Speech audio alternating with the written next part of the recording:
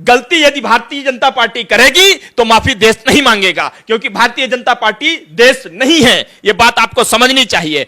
प्रधानमंत्री जी को तत्काल प्रभाव में अपने प्रधानमंत्री पद के दायित्व को समझते हुए आना होगा, पब्लिक स्टेटमेंट देना होगा। इन जितने भी ये भड़काऊ बयान दिए जाते हैं इनके खिलाफ कि इस तरीके की चीजें इस देश में नहीं चलेंगी, और जब ये वो बयान दें तो प्रधानमंत्री की हैसियत से नहीं, एक पार्टी के प्रमुख मुखिया की हैसियत से दें, क्योंकि हमारा प्रधानमंत्री माफी मांगे किसी से, यह मुझे हरगिज बर्दाश्त नहीं होगा। और आज 10 दिन के बाद इनकी आंखें खुली, तब तक कानपुर में हिंसा हो गई, न जाने कितने गरीबों के घर उजाड़ दिए गए, जो है किराए पर बुला करके लोगों को बुला करके वहां 5-5 हजार रुपए घंटे के लिए बैठाते हैं और पूरे देश में नफरत और जहर की खेती कर रहे हैं। जब तक इनके ऊपर कार्रवाई नहीं होगी तब तक इस तरीके की चीजें पनपती रहेंगी।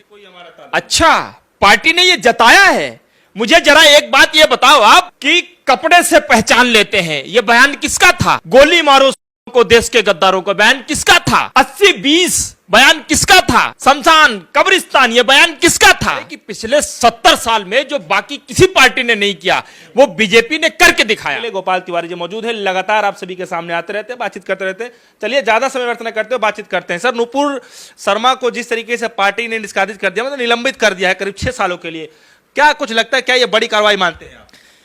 नहीं, कार्रवाई तो हुई है, इस बात में कोई दो राय नहीं है, लेकिन सिर्फ निष्कासित कर देने से, उनके बयानों से, उनकी आपत्तिजनक टिप्पणी से किनारा कर लेने से थोड़ी काम चलेगा। यह कितने शर्म की बात है कि पिछले 70 साल में जो बाकी किसी पार्टी ने नहीं किया वो बीजेपी ने करके दिखाया। आज भारत को विश्व स्तर पर पूरी तरीके से शर्मसार कर दिया है उन्होंने।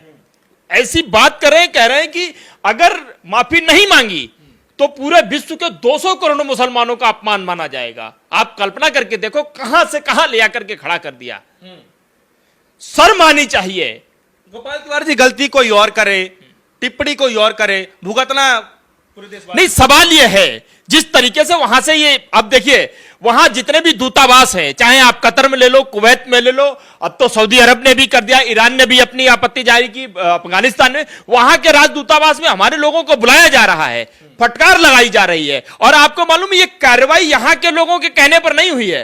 राजदूतावास से जब आदेश आया इनके पास कि बाहर मामला बहुत ज्यादा गड़बड़ है, पूरी तरीके से भारतीय प्रोडक्ट्स का बॉयकॉट कर दिया गया है, बहुत तेजी से किया भी जा रहा है, प्रोटेस्ट बहुत तेजी से आगे बढ़ रहा है, तब जाकर के इनकी आंख खुली। कितने दिन के बाद? 10 दिन के बाद। और उसके बीच में जिनको इन्होंने निष्कासित किया, और ये राजदूतावास में उनको क्या कहा, फ्रिंज एलिमेंट। आप देखिए शब्द फ्रिंज एलिमेंट। अब जिसको निष्कासित किया गया, प्रधानमंत्री जी उसे ट्विटर पे फॉलो करते हैं, गृह मंत्रालय उन्हें फॉलो करता है, बीजेपी पार्टी के प्रेसिडेंट उन्हें फॉलो करते हैं। इसका मतलब आप फ्रिंज एलिमेंट को फॉलो करते हैं क्या?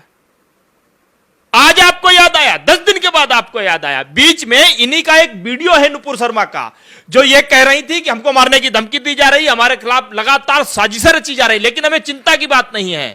क्यों? क्योंकि देवेंद्र फडणवीस का हमारे पास फोन आया, बेटा चिंता मत करो, हम तुम्हारे साथ हैं, तुम फ्रिज एलिमेंट हो तो क्या हुआ। उसके बाद में होम मिनिस्ट्री से हमारी बातचीत हो रही है, हमारी पार्टी प्रेसिडेंट से बातचीत हो रही है, हमारी पीएमओ से बात हो रही है। पार्टी ने भी इस बात का विरोध जताया, कह रहे हैं कि हर समुदाय धर्मों को जो है ये सम्मान करती है, इसमें होनी है, लेकिन इस बयान से कोई हमारा अच्छा, पार्टी ने ये जताया है। मुझे जरा एक बात ये बताओ आप कि कपड़े से पहचान लेते हैं, यह बयान किसका था? गोली मारो को देश के गद्दारों को बयान किसका था? 80-20 बयान किसका था? शमशान कब्रिस्तान ये बयान किसका था? एक नहीं है, ऐसे तमाम हैं। क्या है, हमारे दर्शकों को बताइए, दरअसल ये शब्द है क्या?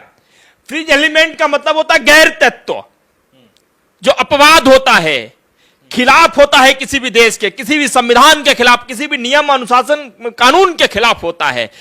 अब प्रधानमंत्री जी तो इसे फॉलो करते रहे लगातार। चलिए, अब इस बयान के बाद जो है, हालांकि माफी मांगते हुए वो कह रही हैं कि मुख से जो है निकल गया था, मैं अपने शब्दों को वापस लेती हूं, तो इस बात को भी तो जिक्र किया जाए ना। अच्छा, पहले किसी का कत्ल कर दो और फिर कह दो गलती से हो गया। अरे टीवी पे बात होती, आप राष्ट्रीय चैनल पर बैठते हो। असल में देखिए, एक बात और जानने की जरूरत है। बीजेपी उन्हीं को स्पोक्स पर्सन बनाती है, नेशनल स्पोक्स पर्सन, जो फ्रिंज एलिमेंट होते हैं, जो इस तरीके की बातें कर सकते हैं।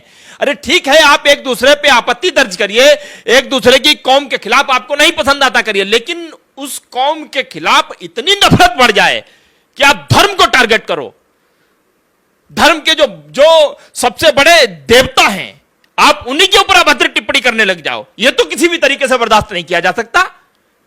मुझे लगता है कि इस देश का बहुसंख्यक समाज भी इस चीज को स्वीकार नहीं करता है कि किसी के धर्म के ऊपर जो है आपत्तिजनक टिप्पणी की जाए, बिल्कुल भी बर्दाश्त के योग्य नहीं है। और आज 10 दिन के बाद इनकी आंखें खुली, तब तक कानपुर में हिंसा हो गई, न जाने कितने गरीबों के घर उजाड़ दिए गए। अब उस गरीबों के जो घर उजड़े उसमें कोई एक जाति के नहीं थे, हर जाति के लोग थे। क्या होगा उनका? आपका क्या करोगे? आप तो 10, 20, 40 लोगों को उठा करके उनके ऊपर एनएसए लगा दोगे और बंद कर दोगे। एनएसए क्या लगी इनके ऊपर? इससे पहले भी इस पार्टी ने निष्कासन किया था, आपको नाम बता दूं, दयाशंकर सिंह, उत्तर प्रदेश में मायावती जी को लेकर के आपत्तिजनक टिप्पणी की थी, उन्हें 6 साल के निष्कासित किया गया था, लेकिन 2 साल के बाद में मंत्री बना दिया गया। उसके बाद में एक और थे, जगदंबिका पाल के खिलाफ जो है एक लोगों ने टिप्पणी की थी, उन्हें भी मंत्री बनाया गया। तो ये निष्कासन, इसका जो ढकोसलापन है, अरे गिरफ्तारी करनी चाहिए थी तुमको, गिरफ्तार करके तुमको इस देश को, एक जो है देश को नहीं बल्कि अपनी पार्टी के तमाम प्रवक्ताओं को, आरएसएस के तमाम नुमाइंदों को जो है इनको यह कहना था कि देखो बाकी सब ठीक है, आप अपनी अपनी बात रखो, लेकिन अगर किसी भी तरीके से किसी भी धर्म, किसी भी कौम के खिलाफ अगर आप आपत्तिजनक बात करोगे तो उसका हश्र यही होगा। सऊदी अरब ने सिर्फ इतना कहा है, फैसला स्वागत योग्य है, लेकिन सजा क्या है? आज आपने पूरी किरकिरी, आप मुझे एक बात बताइए, आप, ये शर्म की बात है।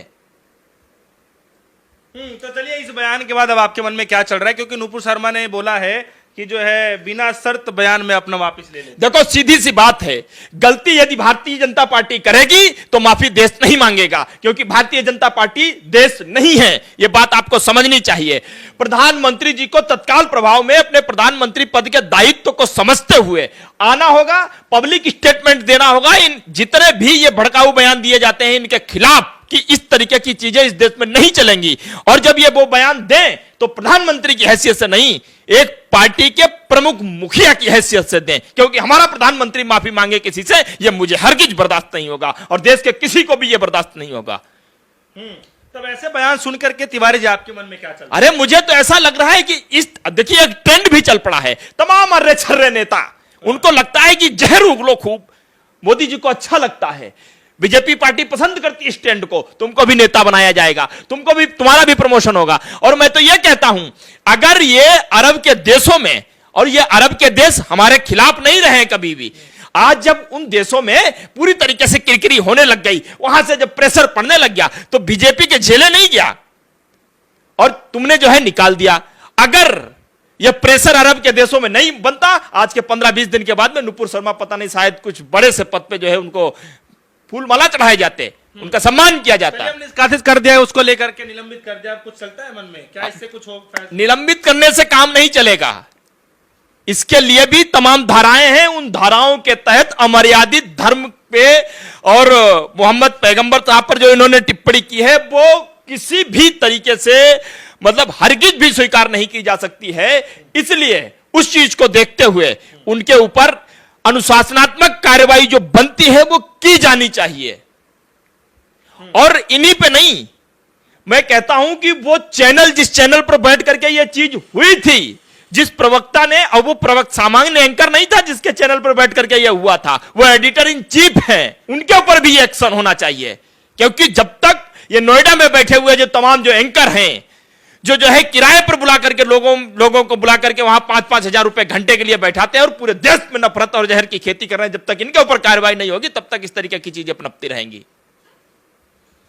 चलिए, तो गोपाल तिवारी जी हमारे साथ मौजूद रहे, उनसे खासा बातचीत कर रहे थे। हालांकि नुपुर शर्मा को लेकर के जो है तमाम जो है खबरें सामने आ रही हैं, बताया जा रहा है कि देश में तो चल ही रहा है, खैर उस बयान को लेकर के जो है लोग काफ़ी रोष तो पैदा कर ही रहे हैं, काफ़ी अंदर से जो है क्रोधित तो हो ही रहे हैं, लेकिन विदेश देशों से भी जिस तरीके से बयानबाजियाँ की जा रही हैं वो उसको लेकर के एक चिंता का विषय जरूर बन सकता है। हालांकि एक चिंता का विषय ये भी है कि जिस तरीके से पार्टी ने उसको जो है निलंबित तो कर दिया करीब 6 सालों के लिए, लेकिन क्या इससे ही मतलब निलंबित करने ही मात्र से ही क्या ये मामला रुक जाएगा। देखना काफी दिलचस्प होगा कि आने वाले समय में दरअसल होता क्या है। फिलहाल के लिए